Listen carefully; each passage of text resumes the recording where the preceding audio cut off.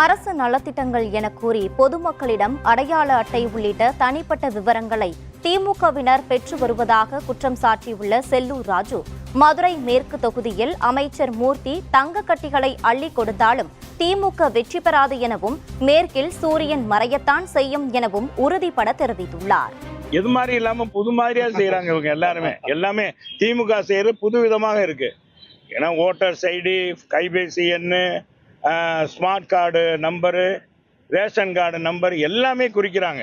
பொதுவா இந்த மாதிரி செய்யறாங்க. அது ஒவ்வொரு தொகுதியிலும் இப்படித்தானே. இப்போ ஒரு தொகுதி ஆரம்பிச்சிருக்காங்க, பரிச்சாத்தமா கூட மேற்கு தொகுதி வச்சிருக்காங்க இல்லையா? ஏன் அப்படி பார்க்க மாட்டிட்டு இருக்க? இல்ல, அவங்க ஆதார் நம்பர் வாங்குறாங்க. இப்ப ஆதார் நம்பர்லாம் இதுக்கு முன்னால கேட்க மாட்டாங்க. ஓட்டர்ஸ் ஐடி கேட்பாங்க, ரேஷன் கார்டு கேட்பாங்க.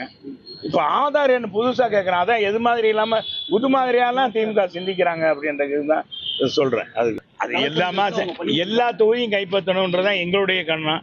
அந்த மேற்கு தொகுதி மட்டும் அவங்க செலுத்தினா அதான் அதுலயும் நாங்க தான் செய்வோம். என்னைக்குமே மேற்கு உதயசூரியன் உதிக்கவே உதிக்காது. மேற்கு உதிக்கிறது பார்த்திருக்கீங்களா? மழையை தான் செஞ்சிருக்கான். அது அஸ்தமனம் தான் ஆயிருக்கு.